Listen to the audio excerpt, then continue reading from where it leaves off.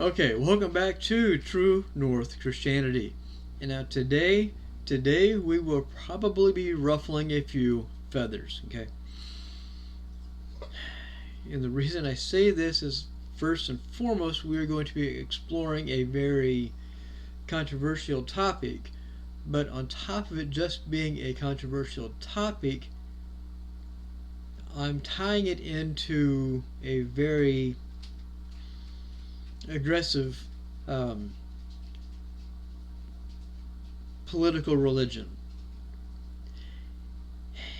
And from calling it a political religion, if you have your eyes open and you have discernment, you already know that I am talking about Islam. Now, before we dive in to this, I want to first say that this is not an attack on Muslims, okay? This is not an attack on Muslims any more than it is an attack on any other people group. It is not about the people, it is about their own religious books that literally state what I am going to be sharing here in this video. All the 2 billion Muslims that live within the world, most are simply cultural Muslims, or Muslim in name only. That is not any different than Christianity, okay? In Christianity, we have, unfortunately, a huge swath of people that say, I'm a Christian, but then they go out and they party all weekend. They do things that are 100% not Christian at all, but they are Christian in name only, or what we would also call cultural Christians. So that's what most Muslims are. So after you watch this video, I don't want you to think of your Muslim neighbor any different, okay? I don't want you to look at them and think, ooh, I gotta watch out for them. No. That is not the point of this video. The point of this video is for you to keep your eyes open, to be alert, to be a sober mind and changing seasons and know what is coming, so you will not be deceived in the end times, okay? That is the purpose here. Okay. So, with that being said, we're going to look at Islam, the beast, the mark of the beast, and the current prophetic convergence of so many things working together. Now, I am not saying that we are in the last times. I feel it, I believe it, but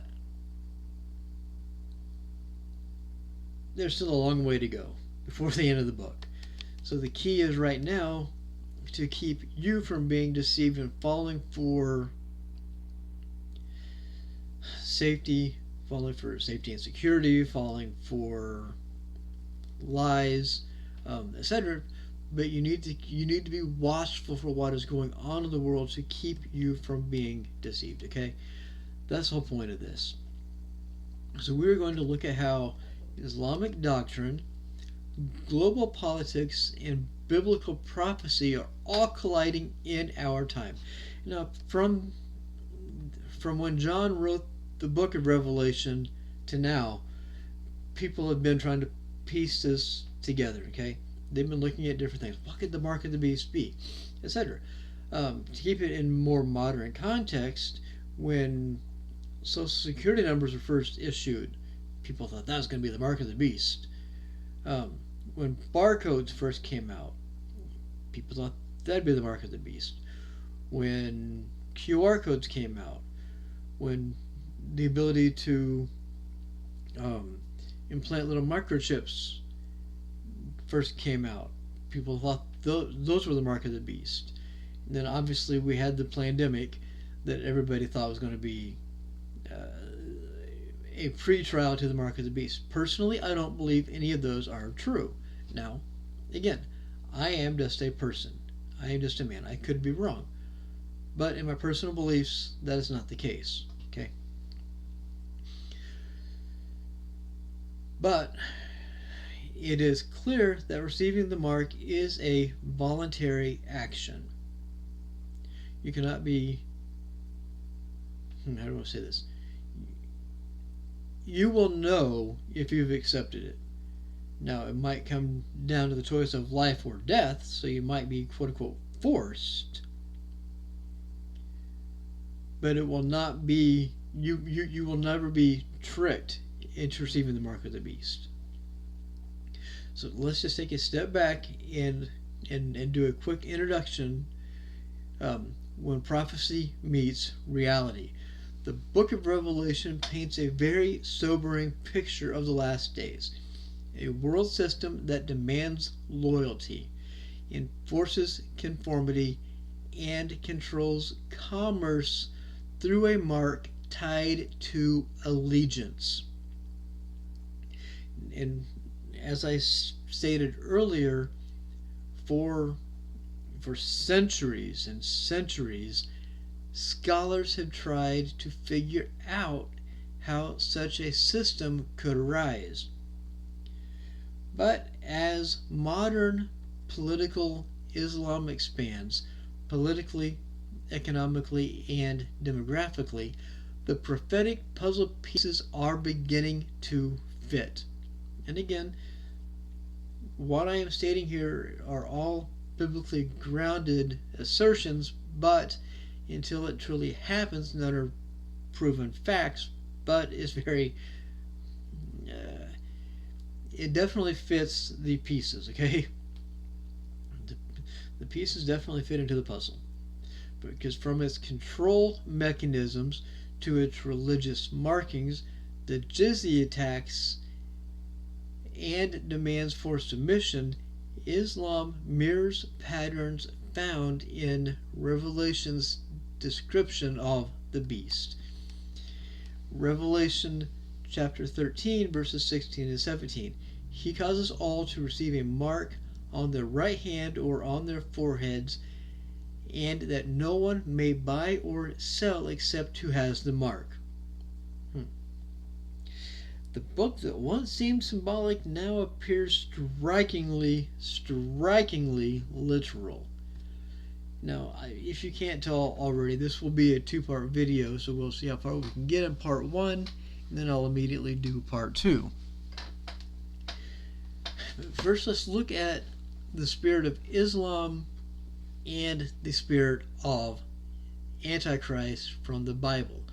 The Bible defines the spirit of Antichrist as any system or person who denies Jesus Christ as God's Son and rejects his redemptive work. 1 John chapter 2, verse 22. Well, Islam does both. They do them both explicitly and aggressively. The Quran denies that Jesus is the Son of God and that he was crucified. Surah 4, verses 157 through 171. It replaces Christ's lordship with submission to Allah. In fact, Islam does not mean peace. For all of the people that try to shove that down your throat, that is a blatant lie. Islam does not mean peace. Islam literally means submission. You can go as far as to say submission through peace, but it literally means submission. And Islam also claims that Jesus will return only to destroy the cross, deny his deity, kill Jews, tell Christians that we were deceived and wrong, and enforce Sharia law. That is not the Jesus of the Bible. From a prophetic lens, this is the very, very reversal of biblical truth. The counterfeit Christ system rising under a religious pretense. The man of sin opposes and exalts himself above all that is called God or is worshipped. 2 Thessalonians chapter 2 verses 3 and 4. Let's just see how we're doing on time. Yeah, we're going to cut this here. We will come back and then have part 2. This actually might be a 3-parter, who really knows. But next we're going to cover